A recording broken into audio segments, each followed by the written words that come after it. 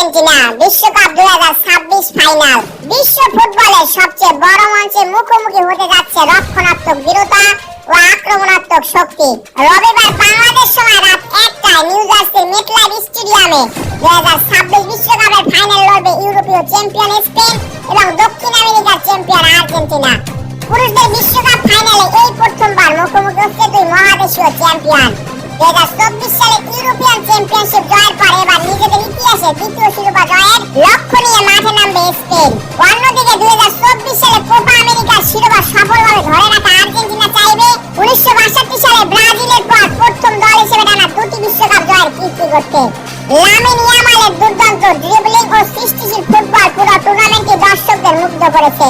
যদিও তার পরিসংখ্যানে এখন পর্যন্ত মাত্র একটি গোল ও পেনাল্টি আদায়ের ক্ষেত্রে একটি পরোক্ষ অবদান রয়েছে, তবে মাঠে তার প্রভাব ছিল অসাধারণ। তবে 2026 বিশ্বকাপে স্পেনের সাফল্যের সবচেয়ে বড় ভিত্তি হয়ে উঠেছে লুইস দে লা ফুয়েন্তের সুসংগঠিত দৃঢ় রক্ষণভাগ। বেলজিয়ামের চার্লস দে কেটেলার সমতাসূচক গোল করার আগ পর্যন্ত বিশ্বকাপে টানা 649 মিনিট কোনো গোল হজম করেনি স্পেন। যদিও মিকেল মেরুনের শেষ মুহূর্তের গোলে বেলজিয়ামের সেই সমতাসূচক গোলটি শেষ পর্যন্ত অর্থহীন হয়ে যায়। সেমিফাইনালে ভয়ঙ্কর ফরাসি আক্রমণভাগকে সম্পূর্ণ নিষ্ক্রিয় রেখে 2-0 গোলের দাপটে জয় তুলে নেয় লা রোজা। দর্শকদের আনন্দ ভাষণে পেনাল্টি থেকে স্পেনকে এগিয়ে দেন মিকেল ওয়ারজাবাল। পেনাল্টি নেওয়ার সময় প্রচলিত থেমে যাওয়ার কৌশল ব্যবহার না করে আত্মবিশ্বাসের সঙ্গে বল জালে পাঠান তিনি। এরপর টুর্নামেন্টের সেরা খেলোয়াড় হওয়ার অন্যতম দাবিদার পেদ্রো পোরোর দুর্দান্ত দলীয় আক্রমণ থেকে দ্বিতীয় গোলটি করেন। ম্যাচের আগে ফ্রান্সের কোচ দিদিয়ার দেশম স্পেনকে ফেভারিট হিসেবে উল্লেখ করেছিলেন। মাঠের পারফরম্যান্স দিয়ে সেই মর্যাদা যথার্থভাবে প্রমাণ করেছেন দে লা ফুয়েন্তের খেলোয়াড়েরা। মাইকেল ওলিসেকে কার্যত নিষ্ক্রিয় রাখা এবং কিলিয়ান এমবাপ্পেকে ছন্দ খুঁজে পেতে না দেওয়ার মাধ্যমে স্পেন সেমিফাইনালে ফ্রান্সকে মাত্র 0.31 প্রত্যাশিত গোলে বা এক্সপেক্টেড গোলে সীমাবদ্ধ রাখে। চলতি বিশ্বকাপে স্পেনের বিপক্ষে প্রতিপক্ষ দলগুলোর গড় প্রত্যাশিত গোলের সংখ্যা প্রায় একই। কেপ ভার্দের বিপক্ষে অপ্রত্যাশিতভাবে দুর্বল শুরুর পর দুর্দান্তভাবে ঘুরে দাঁড়ায় ইউরোপীয় চ্যাম্পিয়নরা। মেটলাইফ স্টেডিয়ামের ফাইনালে তারা টানা 6 ম্যাচ জয়ের আত্মবিশ্বাস নিয়ে মাঠে নামবে। এ সময় স্পেন বিশ্বকাপে টানা 6টি ক্লিন শিটও রেখেছে। পুরুষদের বিশ্বকাপের একটি আসরে তার নতুন সর্বকালের রেকর্ড। তবে স্পেনের সাম্প্রতিক অপরাজিত থাকার রেকর্ডও আরো বেশি বিস্ময়কর। 2024 সালের মার্চে কলম্বিয়ার বিপক্ষে পরাজয়ের পর থেকে লা রোজা টানা 37 ম্যাচ অপরাজিত। রবিবার আর্জেন্টিনাকে হারাতে পারলে ইউরো 2020 জয়ী ইতালির রেকর্ড পিছনে ফেলে সিনিয়র পুরুষ আন্তর্জাতিক ফুটবলে দীর্ঘতম অপরাজিত থাকার নতুন রেকর্ড গড়বে স্পেন। অন্যদিকে আর্জেন্টিনার সর্বশেষ আন্তর্জাতিক পরাজয় খুঁজতে খুব বেশি পিছনে যেতে হবে না। 2025 সালের সেপ্টেম্বরে বিশ্বকাপ বাছাই পর্বে ইকুয়েডরের কাছে 1-0 গোলে হেরেছিল লা আলবিসেলেস্তে। যদিও সেই ম্যাচের ফলাফল তাদের বিশ্বকাপ যোগ্যতা অর্জনের ক্ষেত্রে খুব বেশি গুরুত্বপূর্ণ ছিল না। এবার আর্জেন্টিনা নিজেদের ফুটবল ইতিহাসে অমরত্ব অর্জনের সুযোগের সামনে দাঁড়িয়ে 2021 ও 2024 সালে কোপা আমেরিকার শিরোপা এবং মাঝখানে 2022 কাতার বিশ্বকাপ জয় করে লিওনেল স্কালোনির দল। এবার 2026 বিশ্বকাপ জিতে ইতিহাসে প্রথম জাতীয় দল হিসেবে টানা 4টি বড় আন্তর্জাতিক টুর্নামেন্টের শিরোপা জয় কীর্তি করবে আর্জেন্টিনা। এমন একটি অর্জন দলটিকে সর্বকালের অন্যতম সেরা জাতীয় ফুটবল দলের মর্যাদা এনে দিতে পারে। তবে স্পেনের মতো রক্ষণাত্মক দৃঢ়তা এখনো দেখাতে পারেনি বর্তমান বিশ্ব চ্যাম্পিয়নরা। বুধবারের সেমিফাইনালে ইংল্যান্ডের অ্যান্থনি গর্ডনকে ম্যাচের প্রথম গোল করার সুযোগ দিয়েছিল আর্জেন্টিনা, কিন্তু এরপর লিওনেল মেসির অনুপ্রেরণায় ঘুরে দাঁড়ায় লা আলবিসেলেস্তে। থমাস টুকেলের ইংল্যান্ড দ্বিতীয়ার্ধে অতিরিক্ত রক্ষণাত্মক হয়ে পড়লে সেই সুযোগ পুরোপুরি কাজে লাগায় আজকালনের দল।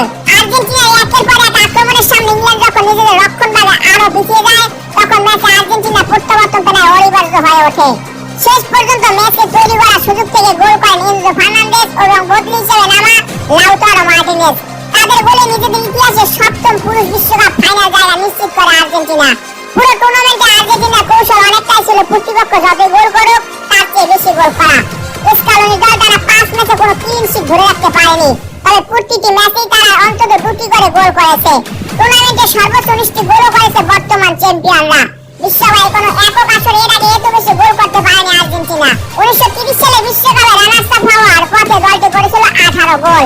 এবার বিশ্বকাপ জিতলে 1938 সালে ইতালি এবং 1962 সালে ব্রাজিলের পর পুরুষদের বিশ্বকাপ শিরোপা সফলভাবে ধরে রাখা তৃতীয় দেশ হবে আর্জেন্টিনা।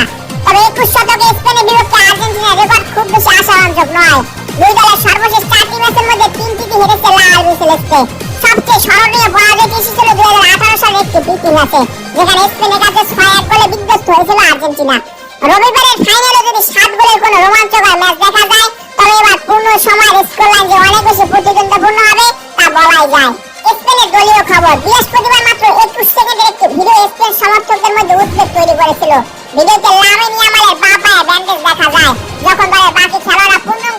অংশ নিচ্ছিলেন। তবে ফাইনালে তার খেলা নিয়ে গুরুতর কোনো সংখ্যা নেই। সেমিফাইনালে গোল করা পেদ্রো পুরো ফ্রান্সের বিপক্ষে ম্যাচের শেষ দিকে পেশিতে ক্লান্তি অনুভব করেছিলেন। বৃহস্পতিবার অনুশীলন থেকে তাকেও বিশ্রাম দেওয়া হয়। তবে এটিকে কোনো গুরুতর চোটের ইঙ্গিত না ধরে সতর্কতামূলক ব্যবস্থা হিসেবে দেখা হচ্ছে। ফলে ফাইনালে অপরবর্তীতে একাদশ নামানোর সুযোগ রয়েছে লুইস দে লা ফুয়েন্তের সামনে। রদ্রিগো, ফাবিয়ান রুইজের কার্যকর মিডফিল্ড জুটি আবারও শুরু একাদশে থাকতে পারে। ফলে পেদ্রি আরও একবার মূল একাদশের বাইরে থাকতে পারেন। আর্জেন্টিনার দলীয় খবর। আর্জেন্টিনা শিবিরে বড় কোনো চোটের সমস্যা নেই। ক্রিস্টিয়ান রোমেরো ও লিয়ান্দ্রো পারেদেস কোয়ার্টার ফাইনালের পর বেশি টান ও ক্র্যাম্পের সমস্যা কাটিয়ে ইংল্যান্ডের বিপক্ষে সেমিফাইনালে শুরু থেকেই খেলেছিলেন। ফলে রবিবারে ফাইনালের জন্য স্কালোনির 26 সদস্য পুরো দলে ফিট রয়েছে। স্পেন পরবর্তীতে একাদশ নিয়ে মাঠে নামতে পারে। তবে ইংল্যান্ডের বিপক্ষে সেমিফাইনালের পারফরম্যান্সের পর আর্জেন্টিনার একাদশে কয়েকটি পরিবর্তন আসার সম্ভাবনা রয়েছে, বিশেষ করে দুই প্রান্তে। সেমিফাইনালে জুলিয়ানো সিমিওনের শট, সফল ড্রিবল ও সুযোগ সৃষ্টি মিলিয়ে যতটি ইতিবাচক অবদান রেখেছিলেন তার চেয়ে বেশি ফাউল করেছিলেন। তিনি 5টি ফাউল করেন, যেখানে শট, ড্রিবল ও তৈরি করা সুযোগের সম্মিলিত সংখ্যা ছিল মাত্র 2টি। ফলে রদ্রিগো ডি পল শুরুর একাদশে ফেরার জোরালো সম্ভাবনা রয়েছে। একইভাবে ইংল্যান্ডের ডিজেট স্পেন্স ও অ্যান্টনি গর্ডনের বিপক্ষে ন্যাহুয়েল মলিনা খুব বেশি স্বস্তিতে ছিলেন না। তাই ডান রক্ষণভাগে গঞ্জালো মন্টিয়েলকে ফেরানো হতে পারে। তবে সেমিফাইনালে জয়সূচক গোল করা লাউতারো মার্টিনেজকে আবারও বেঞ্চ থেকে ম্যাচ শুরু করতে হতে পারে। আক্রমণে গোল্ডেন বল ও গোল্ডেন বুটের দৌড়ে থাকা লিওনেল মেসির সঙ্গে জুটি বাঁধার সম্ভাবনা বেশি হুলিয়ান আলভারেজের। মেসি এরই মধ্যে 43 বছর বয়সে 2030 বিশ্বকাপে খেলার সম্ভাবনা পুরোপুরি উড়িয়ে দিতে অস্বীকৃতি জানিয়েছেন। স্পেনের সম্ভাব্য একাদশ: গোলরক্ষক উনাই সিমন, রক্ষণভাগ Pedro Porro, Pau Cubarsi, Aymeric Laporte, Marc Cucurella, মধ্যমাঠ রদ্রি, ফাবিয়ান রুইজ, আক্রমণাত্মক মধ্যমাঠ Lamine Yamal, Dani Olmo, Alex Baena, striker Mikel Oyarzabal.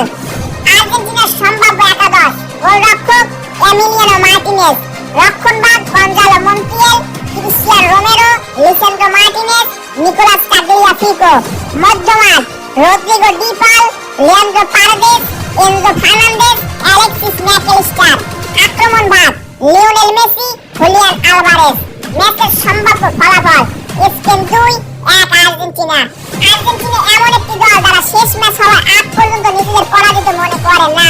বর্তমান বিশ্ব চ্যাম্পিয়নদের অসাধারণ গোল করার রেকর্ডও তাদের শক্তির প্রমাণ দেয়। তবে স্কালোনি দল এখন পর্যন্ত লুইস দে লা ফুয়েন্তের স্পেনের মতো একটি সুশৃঙ্খল, সংঘবদ্ধ, কৌশলগতভাবে শক্তিশালী রক্ষণভাগের মুখোমুখি হয়নি। স্পেন যদি ইংল্যান্ডের মতো অতিরিক্ত রক্ষণাত্মক হয়, প্রতিপক্ষকে আক্রমণের সুযোগ না দেয়, তবে আর্জেন্টিনার রক্ষণভাগে পরিচিত দুর্বলতাগুলো তারা কাজে লাগাতে পারে। লা রোজা নিজেদের স্বাভাবিক আক্রমণাত্মক ফুটবলের পাশাপাশি রক্ষণাত্মক শৃঙ্খলা ধরে রাখতে পারলে বিশ্বকাপ ট্রফি আবারও ইউরোপে ফিরিয়ে নেওয়ার যথেষ্ট সম্ভাবনা রয়েছে।